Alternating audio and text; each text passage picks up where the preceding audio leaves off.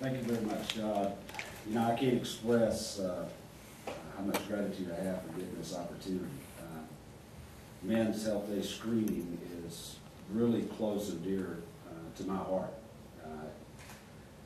My best friend of many years is losing his father to prostate cancer.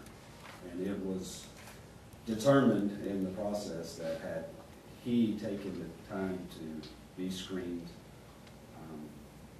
his life would be totally different. It's a challenging time, and like was said, is that most men, and I've been guilty myself, is I felt like I was bulletproof. Coach Dye classified me as extremely mentally tough, and there was a lot of reasons for that, but I also felt like, I'm gonna live forever. Well, this is even close to me personally, is because heart disease runs in my family. And I lost my father, and I lost my brother in 2006. My father, when I was 5 years old, for identical situations. They had clogged arteries in their neck, both of them had strokes, and both passed away. At that point is whenever I started changing how I took care of myself. And I went and I had tests done, and I had screenings done. Come to find out, in 2006, my arteries in my neck were blocked 55%. So I spent a lot of time with my doctor, and we started a program, changing lifestyle, changing eating habits. I was put on medication, and luckily, and by the grace of God, just 4 weeks ago, I got a screening that says I'm 100% clear. Which is remarkable, because I don't think that happens a lot, that it gets reversed, it gets maintained, or it doesn't get any worse. Which leads me into the reason that I took and finally wrote this book.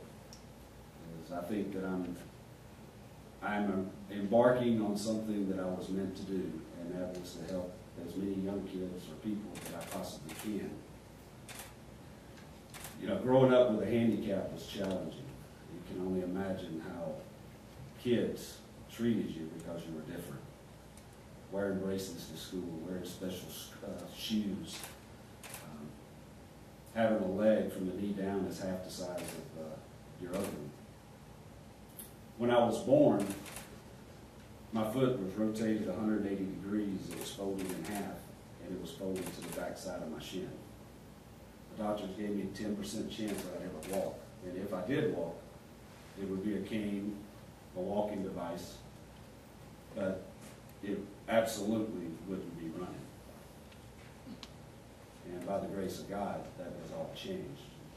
4 days after I was born, I was disowned by my father because of the physical deformity and the handicap. The first 5 years was surgeries every 14 months. Had 4 of them. And I spent those years in cast up to my hips.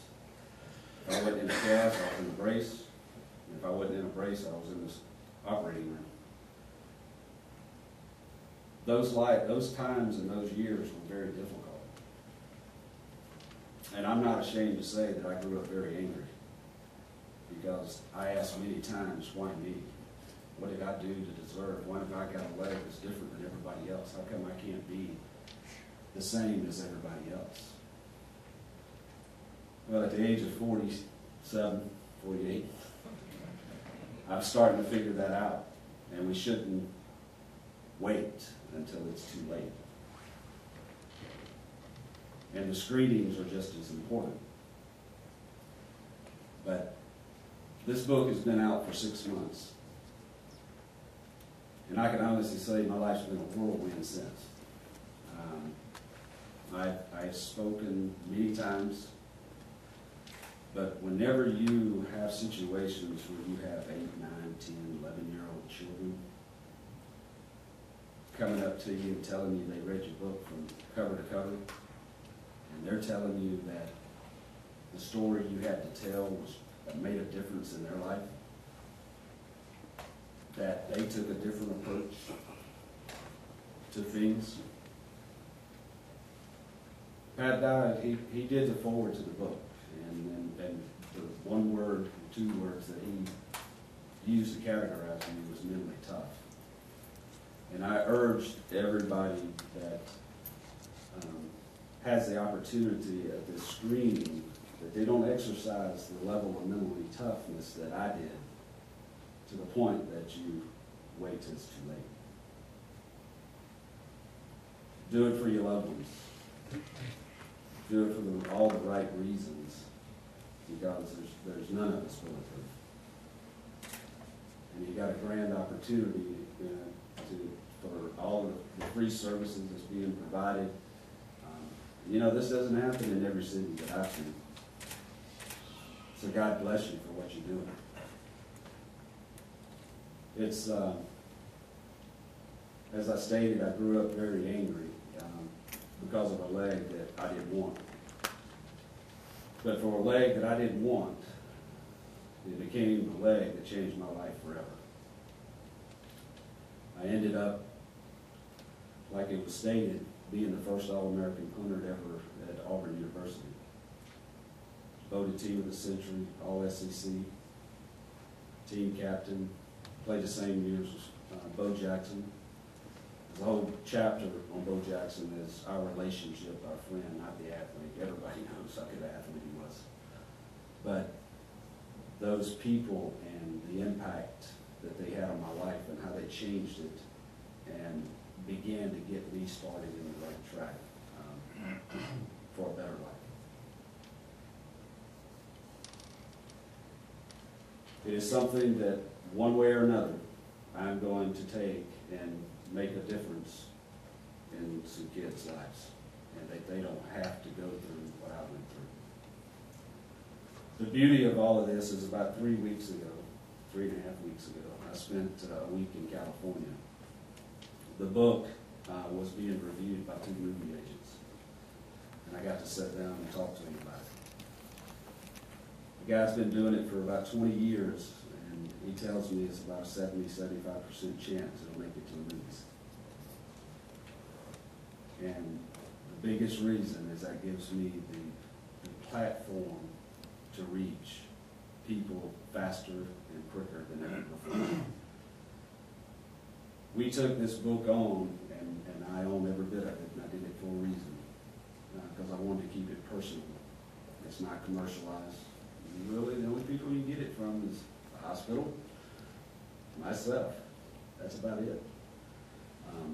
Because I enjoy having those conversations. I enjoy the fact that I've got repeat visits and of a mother of a 10-year-old child that was born with a club foot, that at 10 years old, they amputated her leg from the knee down. And the troubles she was having, and the daughter, and the difference that it made after they read the book. I saw them before, saw them afterwards. You just would not believe the difference in those people's lives. Never did I think that I would be able to touch with my story that I kept quiet for 26 years. But I'm starting to believe it, and it's the right thing to do. With that, I thank you very much for allowing me to be part of this. It means a lot to me personally. I will be here all day for the screen. I'll probably even do one myself again. Because I mean, you know, I have brushed that door a couple of times, and it's not worth being that hard-headed. It's really not. So I won't be doing that anymore. I visit frequently. So thank you very much.